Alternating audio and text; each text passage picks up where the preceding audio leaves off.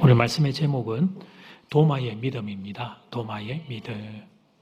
스마트폰이 출시되고 난 이후로 남학생과 여학생의 성적에 있어서 뚜렷한 변화가 나타났습니다. 이전에는 남학생들이 공부의 평균적인 점수가 좀 성적이 좋았는데 스마트폰 출시가 되고 난 뒤에 역전이 되어서 여학생들의 전체적인 성적들이 더 좋아지고 있습니다. 그래서 라이프 스타일의 좀 변화로 우리의 삶의 리듬으로 한번 설명을 해보겠습니다. 스마트폰 이전에 남학생들은 공부하다가 쉬는 시간에 뭐 했냐면 운동장에 나가 뛰어놀았습니다. 축구를 하든 농구를 하든 어쨌든 간에 쓸데없이 막 왜 도망가고 또 쫓아다니고 그러는지 모르지만 하여튼 그렇게 뛰어놀았습니다. 공부했던 그 스트레스를 운동으로 풀었던 것이죠. 근데 운동이라는 것은 신기한 비밀이 있습니다. 몸은 뛰면 지치지만 신경체계는 오히려 그게 좀 쉬게 됩니다. 공부에 시달렸던 지쳤던 신경이 운동을 하는 시간을 통해 리프레시가 되는 겁니다.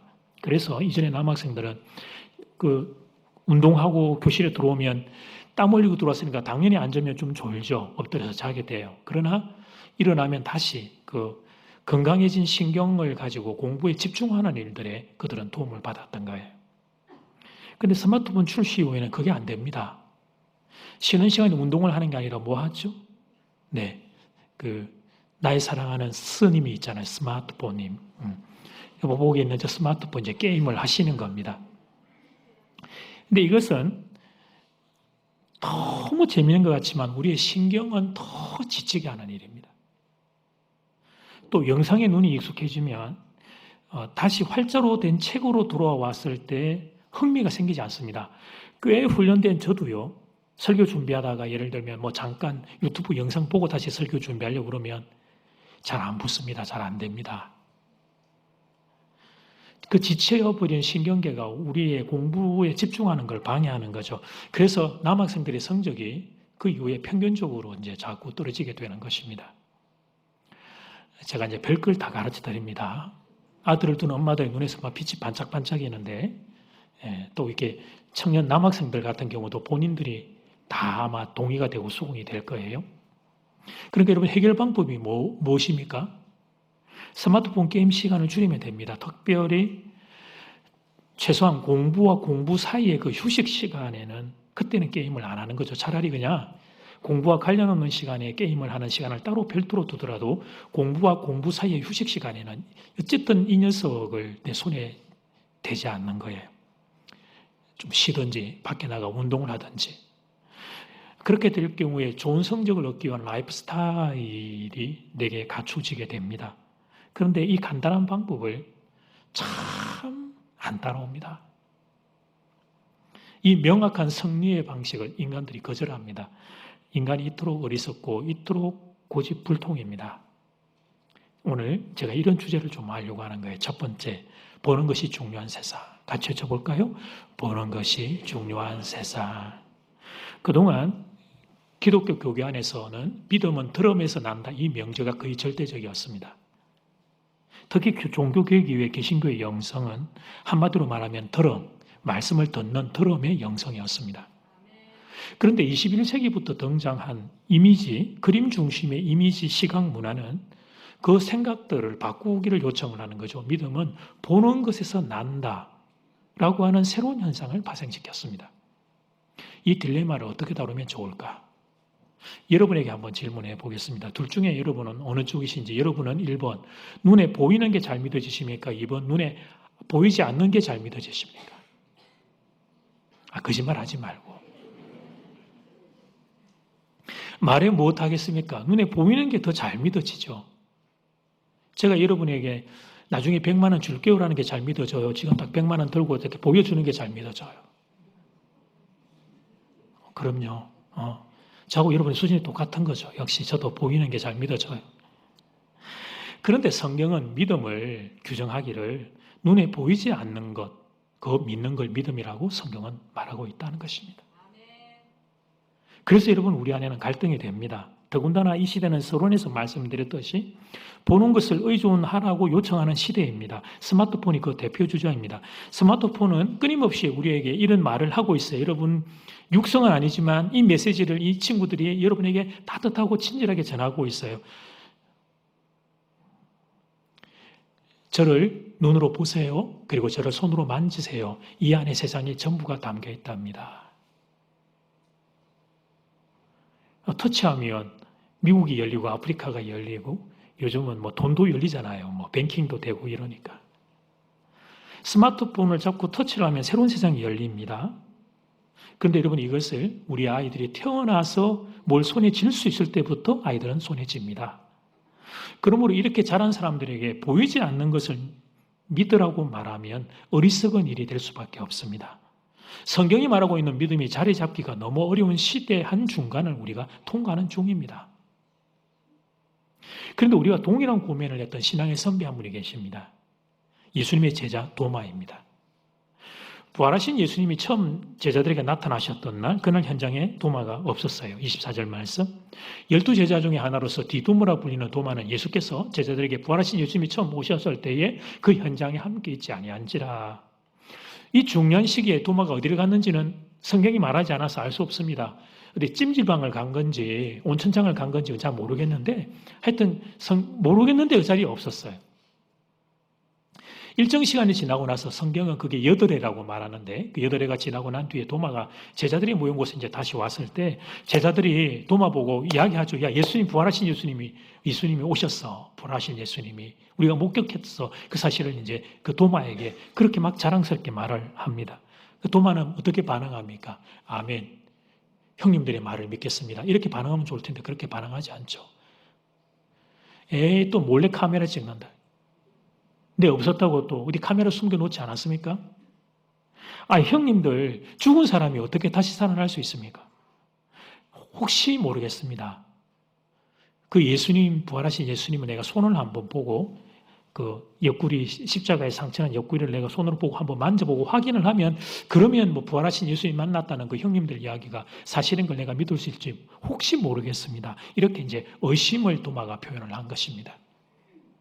이런 도마의 모습을 그린 성화 하나가 있는데 카라바조가 그린 도마의 의심이라는 그림을 한번 볼까요? 이게 조금 좀 뛰어나져요. 전체의 배경이 많이 어둡죠. 그건 우리들 모두의 의심들, 불안들을 이 그림은 배경으로 보여줍니다. 이 그림을 한번 보고 나면 잊혀지지 않을 명화입니다. 예수님이 옆구리 난 상처에 본 검지손가락을 집어넣고 있는 도마의 모습을 한번 보십시오. 그리고 그 옆에 제자들은 또 저게 사실인지 같이 지켜보고 있는 모습을 그림은 되었습니다. 그런데 여러분 이 그림은 오늘 본문 사실 그대로는 아닙니다. 화가가 극적인 장면 연출을 위해서 좀 강조를 한 거죠. 오늘 그림을 보면 도마가 예수님의 옆구리에 손가락을 찔러 넣고 있습니다만 여러분 생각에는 오늘 본문에서 도마가 예수님의 옆구리에 손가락을 찔러 넣었을까요? 안 넣었을까요?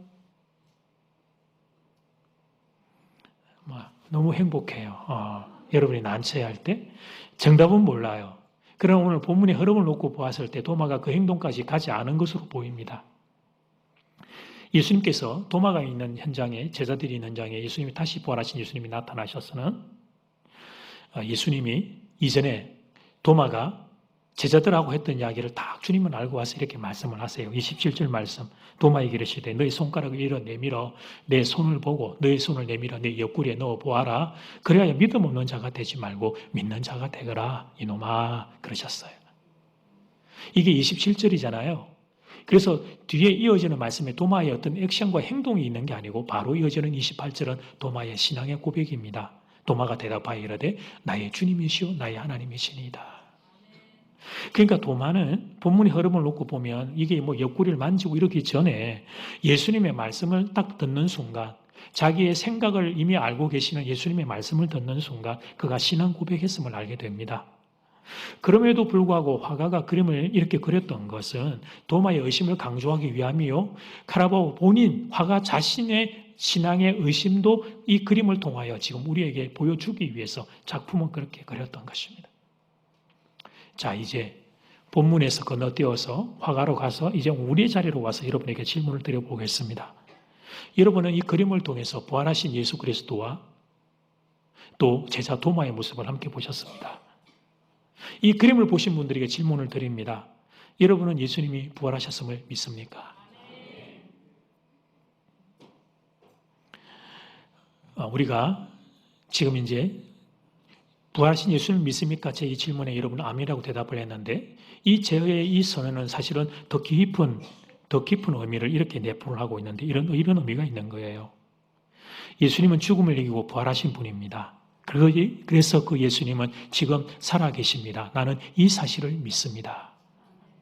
이것이 제가 앞에 드렸던 말씀의 확장된 개념입니다. 지금 이제 설명한 이 선언을 제가 다시 붙잡고 다시 이제 여러분에게 질문을 드립니다. 부활하신 예수님은 살아서 지금 여러분과 함께 계십니다. 여러분은 이 사실을 믿습니까? 도마도 그렇지만 우리도 마찬가지입니다. 모든 것의 판단 기준을 보는 것에 의존하는 세상 한가운데에서 우리는, 성도인 우리는 보이지 않는 예수님을 믿고 삽니다. 이 사람들을 일컬어 신자 그렇게 불러요. 성도의 또 다른 명칭이 왜 신자냐면 믿을 신자를 붙여서 바로 그 이유 때문에 우리를 신자 그렇게 부릅니다. 그래서 신자의 삶은 쉽지 않습니다. 세상 사람들과는 다른 시선을 붙잡고 살기 때문이에요. 보이지 않지만 예수님은 존재하신다. 이 사실을 인생의 기준과 시선으로 붙잡고 사는 사람들, 그들을 성도라고, 그리스도인들이라고, 신자라고 부릅니다. 바라기는 여러분에게 이 믿음 있게 되기를 주의 이름으로 축복합니다. 두 번째, 보지 않고 믿는 믿음. 시작. 보지 않고 믿는 믿음. 도마를 대하는 예수님의 모습은 혼을 내시는 건 아닙니다. 오히려 예수님은 도마를 불쌍히 여기십니다. 그래서 도마가 제자들하고 있을 때 했던 이야기를 주님은 다 아시니까 오셔서 머리를 때리면 이놈아 너는 그것도 못 믿냐 혼을 내시는 게 아니라 도마야 네가 그게 그렇게 안 믿어지면 내 손 한번 봐. 내 옆구리도 한번 만져봐. 그렇게 주님이 부활하신 주님의 상언을 이렇게 제 도마에게 내어주셔요. 도마 역시 인간일 수밖에 없음을 주님이 이해해 주신 겁니다. 인간은 보는 것에 의존할 수밖에 없는 존재, 그런 한계가 도마에게도 있다는 걸 우리 주님이 이해해 주신 거예요. 그렇게 긍휼의 마음으로, 그래서 제자에게 좀 이 사람아 나 좀 확인하고 너 믿음 없는 사람이 아니라 믿음 있는 사람이 좀 되거라 그렇게 말씀을 하셨는데, 근데 주님은 여기서 한 걸음 더 나아가서 도마가 그 정도의 믿음이 아니라 더 깊은 믿음, 살아있는 믿음을 소유하기를 원하십니다. 그래서 29절에 이렇게 말씀하시죠. 예수께 이르시되 도마야 너는 나를 본고로 믿느냐? 보지 못하고 믿는 자들은 복되도다 하시니라. 아멘. 보고 믿는 것도 그거 좋은 일이지만 네가 만약에 보지도 않고 못하고 나를 믿을 수 있다면 이보다 더 복된 일은 없단다. 이 진짜 믿음, 살아있는 믿음의 자리까지 네가 전진하면 좋겠다. 주님이 도마에게 이렇게 요청하신 겁니다. 사랑하는 여러분, 그렇다면 보지 않았는데, 보지 못했는데 어떻게 믿죠?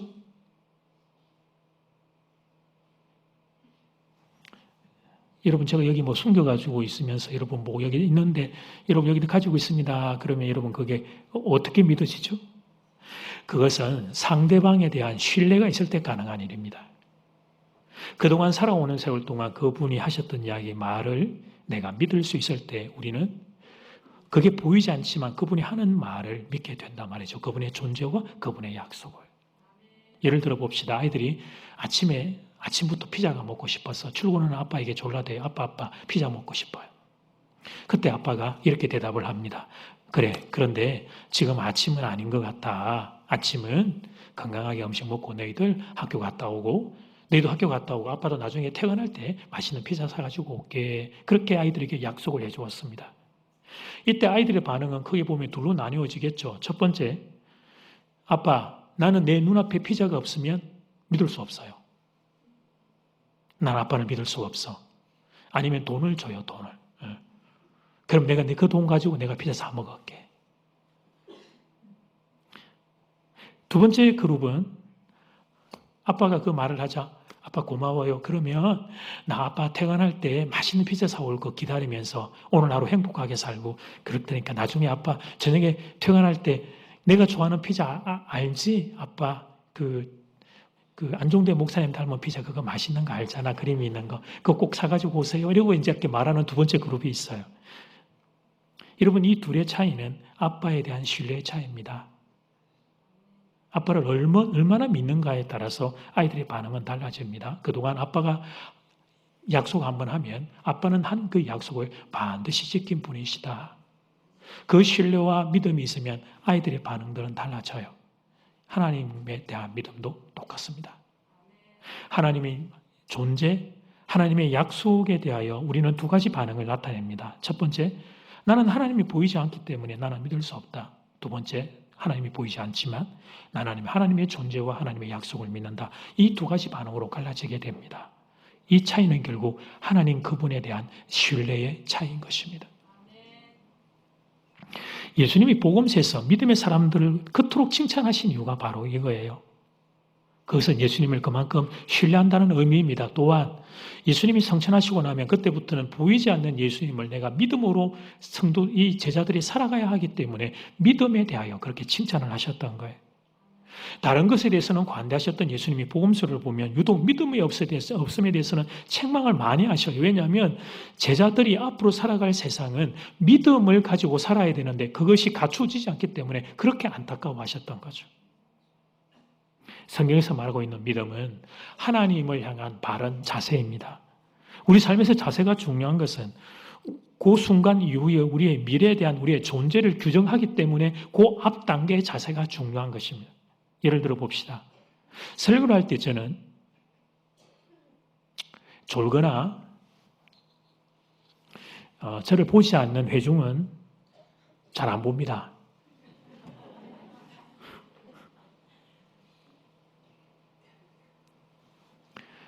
저도 인간인지라 그분과 이렇게 슬쩍 눈이 스쳐 지나가고 하면 저도 마음이 상심이 돼서 아이고야 그래 내 설교가 별로 은혜가 안 되니까 안 들으시고 안 보시는 거겠지. 그리고 별로 설교가 안 하고 싶은 마음이 들기 시작해요. 그래서 저는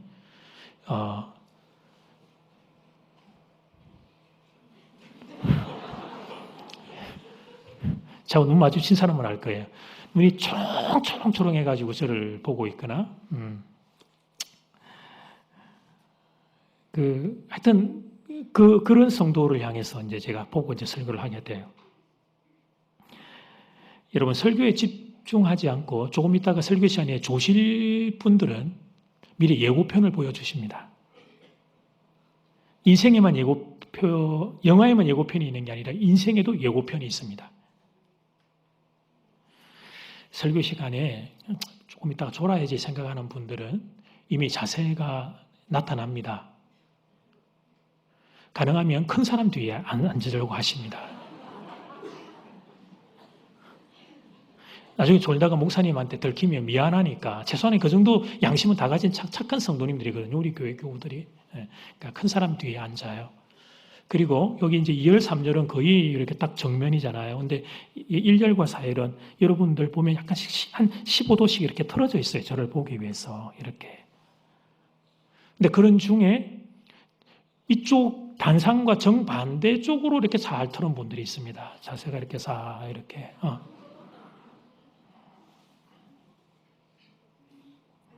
예고편인데 예고편은 본편에 그대로 등장합니다.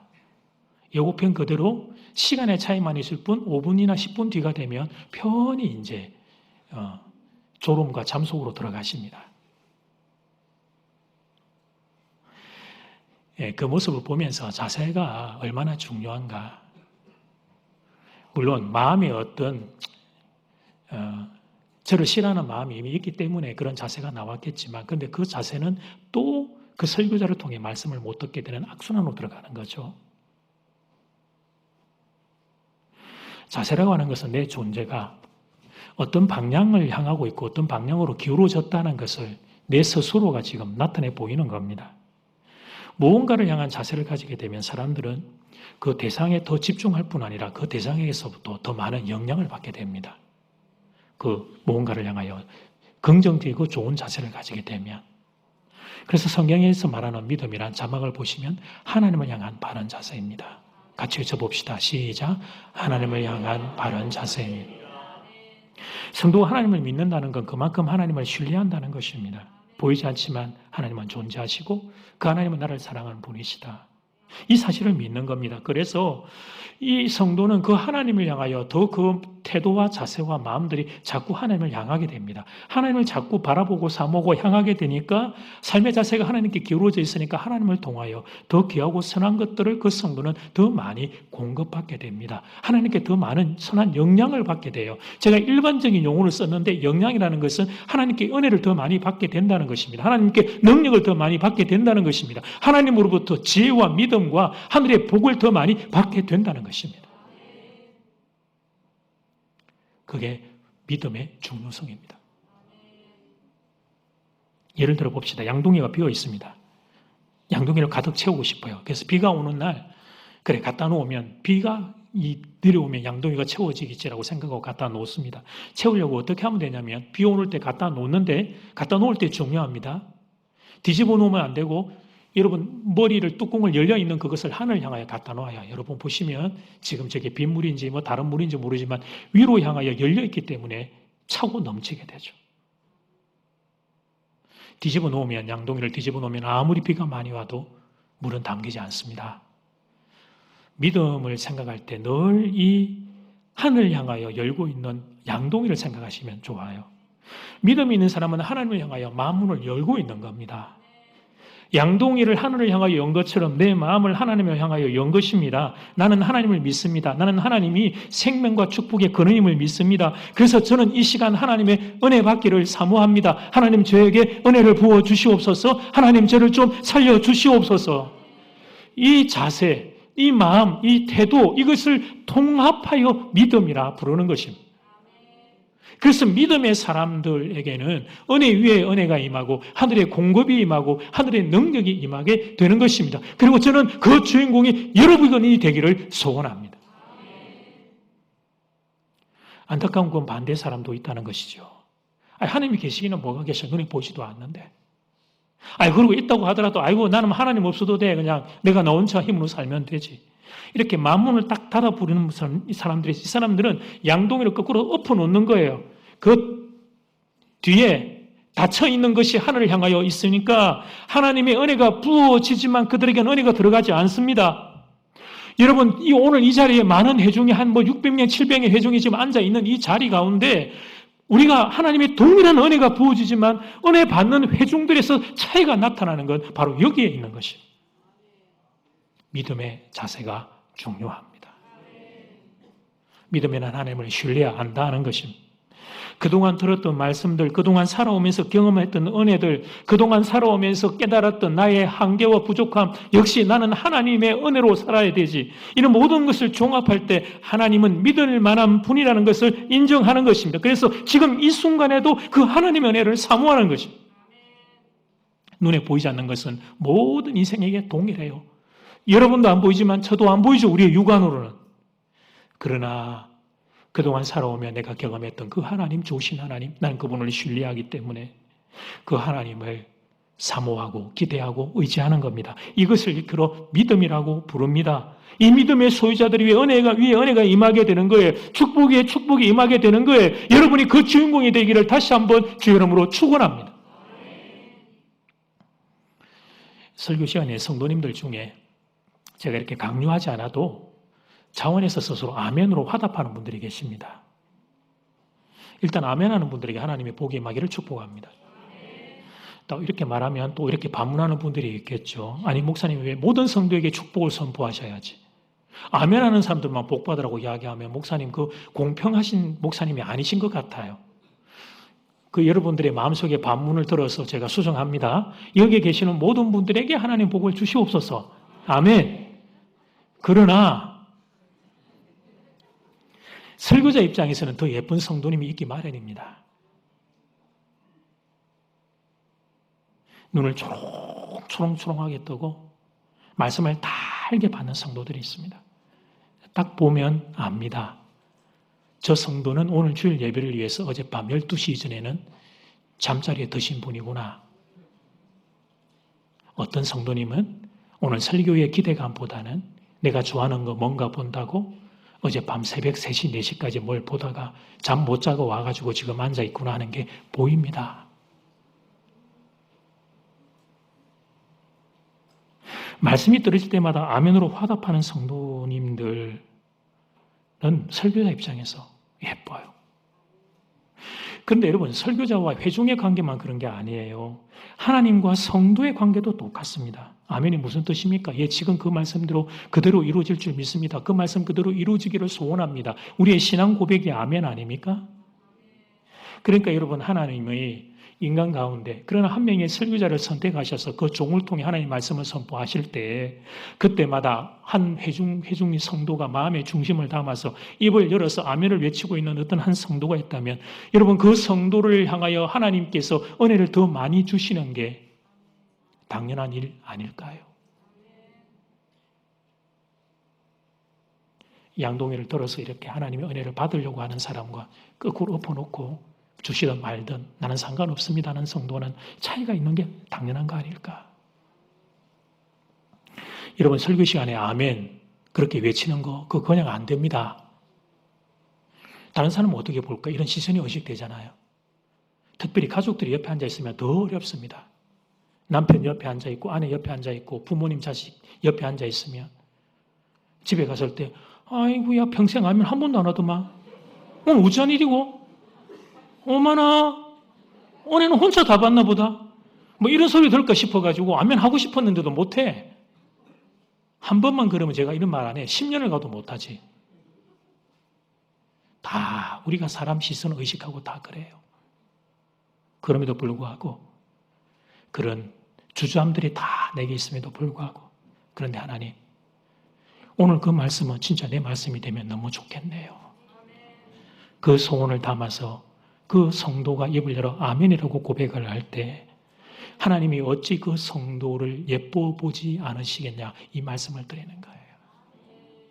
이 또한 믿음의 자세인 거예요. 오늘 주님이 말씀하시는 야 너 나를 본고로 믿느냐? 그래 그것도 귀하기는 해. 나를 보고도 믿지 못하는 인생이 너무 많으니까 예수님 육신의 예수님을 보고도 믿지 못하는 인생이 너무 많으니까 보고라도 나를 믿는 건 귀한데 그런데 또마야 네가 보지 않고 나를 믿을 수 있다면 더 복된 일이란다. 믿음의 수준, 믿음의 단계가 있음을 더 높은 믿음의 사람이 되기를 원하신 겁니다. 사람들이 가지고 있는 오해 하나가 있습니다. 여러분 눈으로 보고 그래서 이해가 되면 그것은 사실이고 눈으로 보이지 않는 것을 어떤 것을 믿음으로 붙잡는 것은 허상이라고 생각하는 오해가 있어요. 그런데 과연 그럴까요? 여러분 우리는 이 세상을 많은 것의 근거를 눈에 보이지 않는 것을 믿는 믿음의 근거에서 삽니다. 너무 많은 예가 있어요. 언제 한번 설교하면 이 많은 예를 다 들어드릴 수 있는 오늘 하나만. 여러분은 여러분의 부모님이 여러분의 부모님인 걸 어떻게 압니까? 보셨죠? 그러니까 신생아 태어날 때 봤다 이거죠? 그리고 천재였기 때문에 여러분은 그때 인지 능력이 있어서 엄마 자궁문을 열고 싹 나왔더니 아빠가 뭐 어쩔 줄 모르고 서고 있다가 이렇게 반겨 맞이하는 그 순간을 기억하고 보고 기억해서 아는 거죠? 본 적도 없고 설사 우리가 그때 육신 눈으로 보았다고 하지만 신생아의 인지 능력으로는 여러분 그걸 파악할 수도 없고 기억할 수도 없어요. 그런데 어떻게 알아요?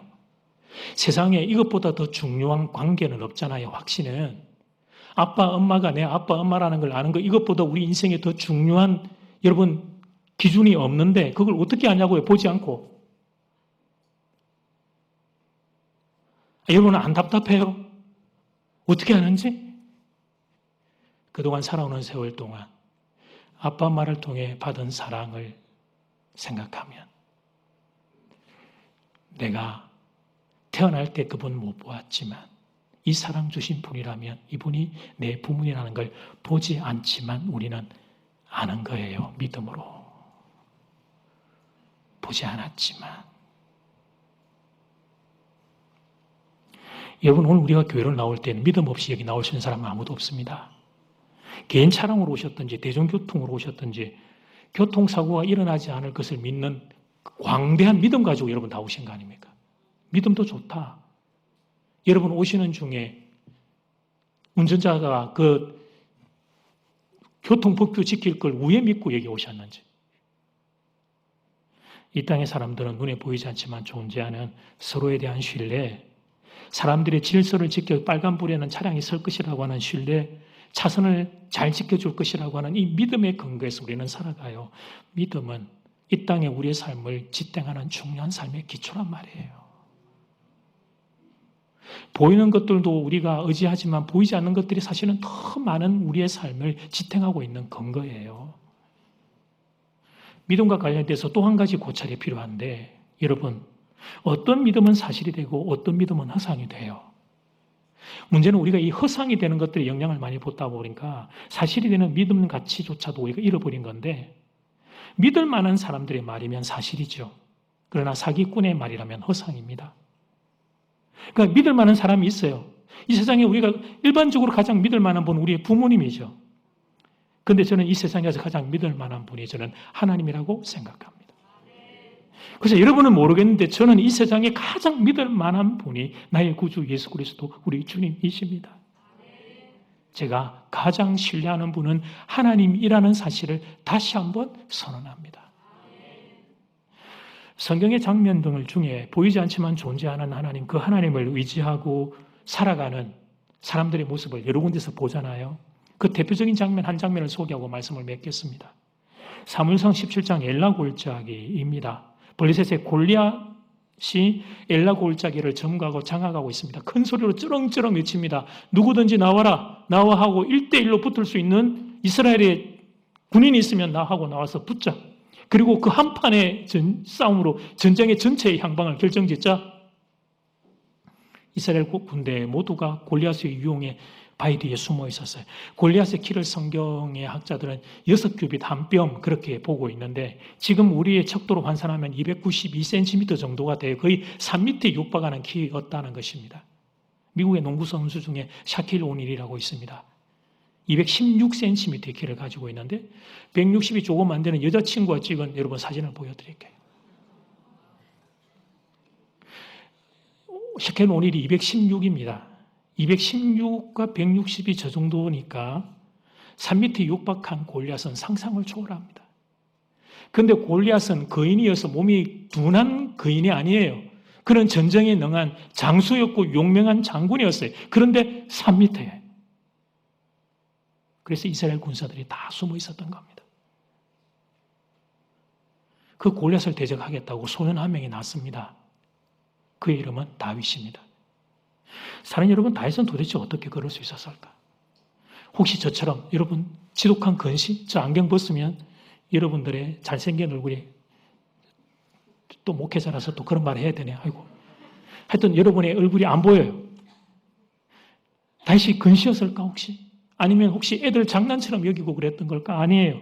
다윗도 현실을 알았어요. 목숨을 건 전쟁터라는 걸 알았어요. 골리앗의 거대함과 위용을 다윗도 알았어요. 여러분에게 보여드리는 게 다윗과 골리앗의 그림입니다만, 다윗도 그의 앞에서 있는 골리앗의 광대함과 그의 강함을 알았어요.